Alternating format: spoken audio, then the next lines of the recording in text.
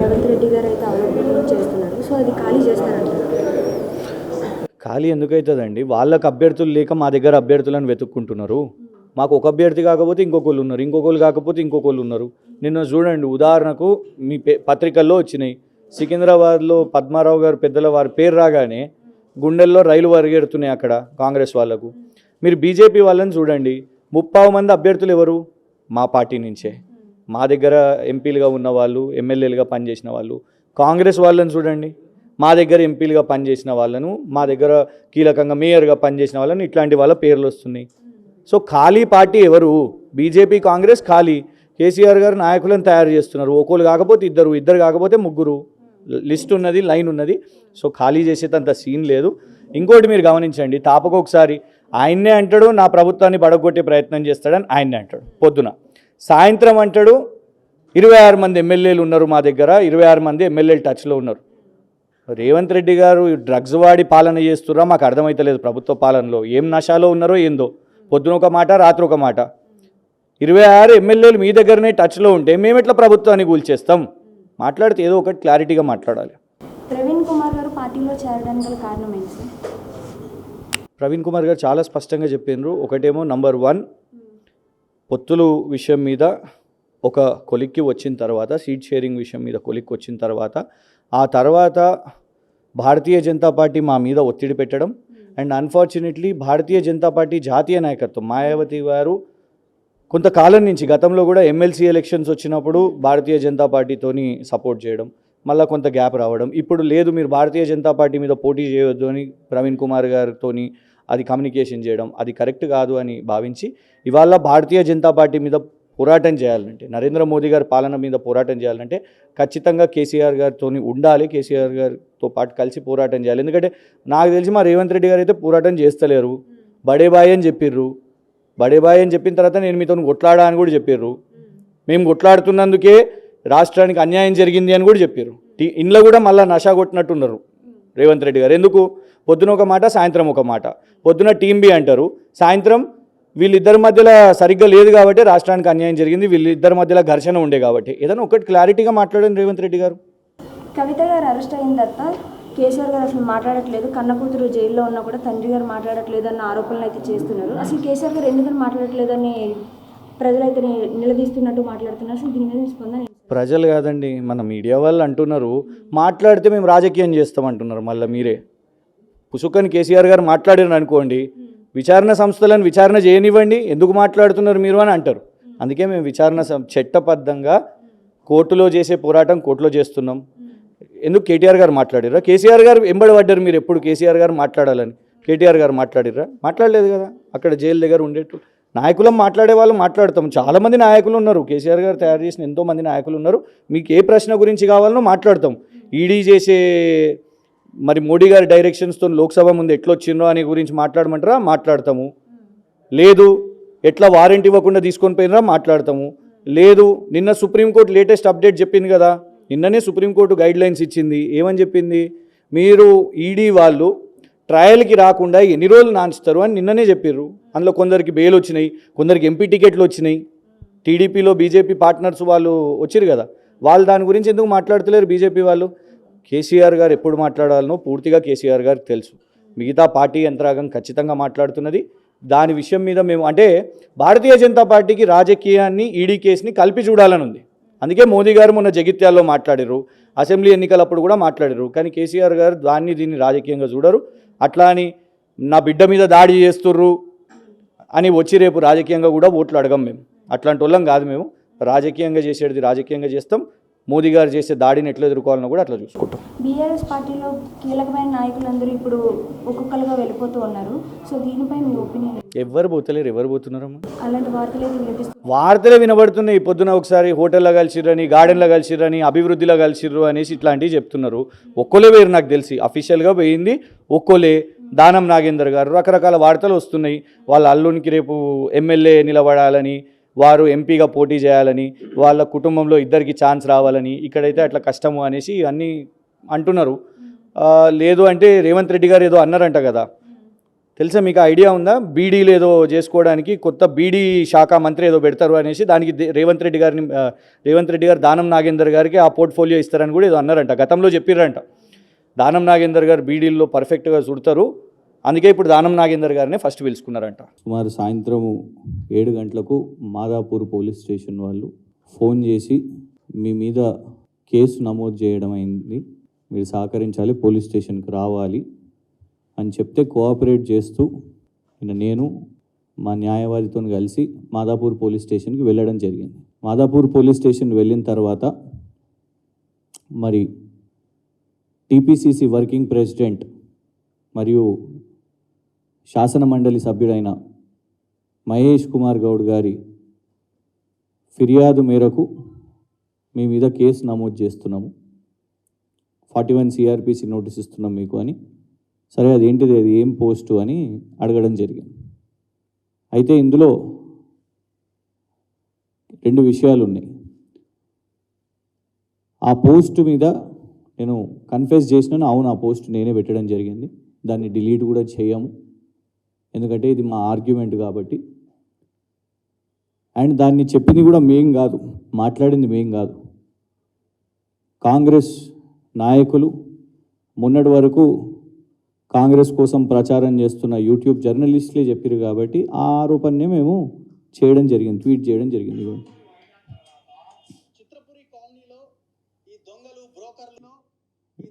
బ్రోకర్లు ఒకరేమో YouTube journalist, వ్యవహారం ఇదంతా వేల కోట్ల ఈయననేమో మొన్న కాంగ్రెస్ నుంచి ఎమ్మెల్యేగా పోటీ చేసిన ఫిరోజ్ ఖాన్ గారు 3,000 కోట్ల చిత్రపురి సొసైటీలో భూదందా జరిగింది, అవినీతి జరిగింది అని వేసిన ఆరోపణ వారిదే. దాన్ని మీకు చూపెట్టిందే యాజ్ ఇట్ ఈస్ సోషల్ మీడియాలో పోస్ట్ చేసినాం, ఇప్పటి వరకు కూడా డిలీట్ చేయలేదు, దాన్ని డిలీట్ చేయబోము కూడా.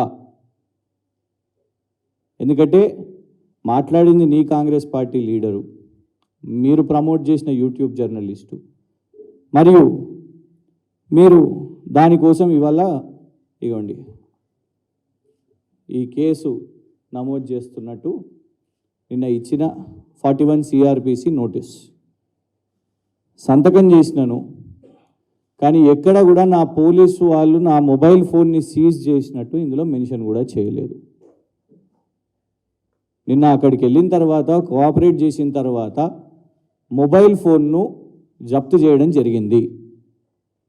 దానికి సంబంధించిన పాస్వర్డ్లు కూడా వాళ్ళు బలవంతంగా అడిగి తీసుకోవడం జరిగింది. ఇవాళ సీఎం కార్యాలయం నుంచి వాళ్ళు ఏమంటారంటే, సీఎం PRO గారు ఏమంటారంటే, ఇప్పుడు 3,000 కోట్ల దాంట్లో ఈ చిత్రపురి సొసైటీలో కోశాధికారిగా కమిటీలో అనుముల మహానందరెడ్డి గారని రేవంత్ రెడ్డి గారి కుటుంబ సభ్యులు వారి సోదరులు ఉన్నారు. ఇగోండి ఇది court document. Anumula Mahanandareddy treasurer of cine workers society. ముఖ్యమంత్రి గారి కార్యాలయం నుంచి ఏమంటారంటే, అసలు ఇక సంబంధమే లేదు, మాకు ఆయన ఎవరో తెలియదు, మేము ఆయన ఎప్పుడూ చూడలేదు అనేసి వారిది వాదన. మరి చూడందే ఈ ఫోటో ఎట్లొస్తుంది? మీకు అసలు పరిచయమే లేకపోతే, ఆయనను ఎప్పుడు కలవనే పోతే, అసలు మీకు ఆయన ఎవరో తెలియకపోతే మేము ఛాలెంజ్ చేస్తున్నాం, వస్తారా రేవంత్ రెడ్డి గారు కోర్టుకి ఈ ఫోటోను ప్రూవ్ చేస్తారా? ఏం కేసు వేసినా హైకోర్టుకి వెళ్దామా, సుప్రీంకోర్టుకి వెళ్దామా, ఏ కోర్టుకైనా వెళ్దాం. This is Yanamala Mahanandareddy, treasurer of, మీ కాంగ్రెస్ నాయకులు చెప్తున్నట్టే 3,000 కోట్ల చిత్రపురి సొసైటీలో భూదందాలు చేస్తున్న దానికి కోశాధికారి అయిన యనుమల మహానందరెడ్డి గారితో యనుమల రేవంత్ రెడ్డి గారు కనిపిస్తున్నారు మీకు ఈ చిత్రపటంలో. సంబంధం లేకుండానే ఎట్లా ఇదంతా అనేది ఇది మేము ప్రశ్నించినందుకు, ఇవ్వండి మేమే కాదు, ఇవ్వండి ఇది చిత్రపురి సాధన సమితి వాళ్ళు గవర్నర్ గారికి సోషల్ మీడియా మాధ్యమంలో, ఎందుకంటే మొన్నటి వరకు ఫార్మర్ గవర్నర్ తమిళసాయి గారు వారు సోషల్ మీడియాలో చాలా యాక్టివ్గా ఉండే కదా, వారికి ట్వీట్ చేసింది చిత్రపురి సాధన సమితి వాళ్ళు, 3,000 కోట్ల కుంభకోణం చిత్రపురిలో ఉంది, ఫలానా కేసులు కూడా మేము చిత్రపురి సొసైటీ మీద మేము కేసులు వేసినామని ఆ సెక్షన్స్ కూడా ఇందులో మీకు మెన్షన్ చేసి ఉన్నాయి. మేము దీన్ని ప్రశ్నించినందుక ఇవాళ మీరు మా మీద కేసు వేసి మా ఫోనును జప్తు చేయడానికి కారణం ఇదా? ఎందుకంటే రేవంత్ రెడ్డి గారు ఒకవేళ నిజంగానే ఫోన్లే జప్తు చేయాలని అనుకుంటే ఫస్ట్ అసలు ఫోన్ ఉండొద్దంటే రేవంత్ రెడ్డి గారి దగ్గర ఫోన్ ఉండొద్దు. అప్పట్లో మీరు గమనిస్తే బయోడైవర్సిటీ ఫ్లైఓవర్ మీద అక్కడ ఒక యాక్సిడెంట్ అయితే ఆయన పేరు ఇంటి పేరు కల్వకుంట్ల అని ఉన్నందుకు దాన్ని ముడిపెట్టి ఇక ప్రచారమే ప్రచారం కాంగ్రెస్ వాళ్ళు మొత్తం కూడా వీరు కేటీఆర్ గారు బంధువు, కేసీఆర్ గారు బంధువు అని. ఏమైంది? కేవలం అది ఒకటే కాదు, సెక్రటేరియట్ కింద నిజాం నగలున్నాయి, వజ్రాలు ఉన్నాయి, వాటిని అన్నిటిని కూడా దోచుకుంటున్నారు అని రేవంత్ రెడ్డి గారు ఆరోపణ చేసిర్రు అప్పట్లో.